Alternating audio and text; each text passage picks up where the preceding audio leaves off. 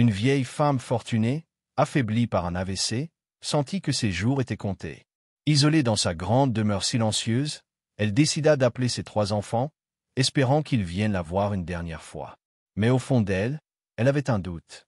L'aimait-il vraiment, ou n'étaient-ils intéressés que par sa fortune? Quelques heures plus tard, sa fille unique arriva en trombe, suivie de près par son 2e fils.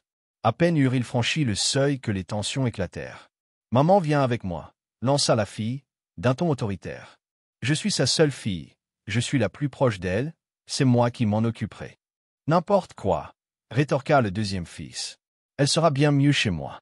J'ai plus de moyens, je saurai prendre soin d'elle. » Les voix montaient, les reproches pleuvaient. La vieille dame, elle, restait silencieuse, les yeux baissés, écoutant cette triste dispute comme si elle n'était qu'un objet à se partager. « Maman, tu sais très bien que je suis celui qui t'aime le plus, » insista le fils. « Tu dis ça, mais tu n'as même pas été là pour son dernier anniversaire, » répondit la fille. La tension était à son comble. Quand la porte s'ouvrit doucement.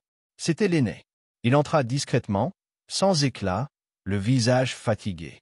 Il regarda sa mère et dit, d'un ton résigné, « Maman, j'ai une mauvaise nouvelle. Mon entreprise a fait faillite.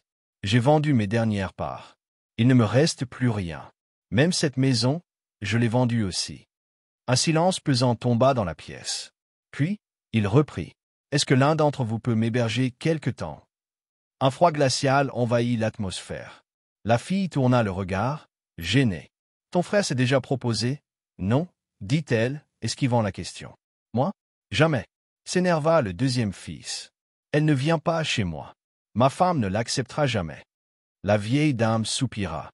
Mais l'aîné, lui, s'approcha de sa mère, lui prit la main doucement et dit, « Maman, tu as tout sacrifié pour nous. Ta santé, ton temps, ta jeunesse. Je ne te tournerai jamais le dos. Ma maison est la tienne. » La fille haussa les épaules, le 2e fils ricana. Ils commencèrent à sortir. Quand soudain, la porte s'ouvrit à nouveau. L'assistante personnelle de la mère entra, essoufflée. « Madame, bonne nouvelle. Les actions ont pris 5% ce matin. » La vieille dame se leva lentement de son fauteuil roulant. Les enfants la regardèrent, figés. Elle marchait. Droite. Forte. Lucide. « Ce que je viens de vivre était un test, » déclara-t-elle d'une voix ferme. « Un test ?» s'étonna la fille, soudain très gentille. « Oh maman, toujours aussi maligne. Tu sais qu'on rigolait, hein? Juste une blague, man. On t'aime. » ajouta le 2e fils avec un sourire forcé. Mais la mère, le regard dur, répondit. « Dégagez. Vous êtes indigne de moi. Inutile. Vous n'hériterez de rien. » Elle se tourna vers l'aîné et l'enlaça. « Toi seul as montré de la compassion. Tu ne m'as pas jugé. Tu ne m'as pas abandonné. Mon entreprise, ma fortune, tout sera à toi. » Cœur rouge moral. On ne connaît les cœurs que dans les moments où il n'y a plus rien à gagner. Les masques tombent quand les intérêts disparaissent.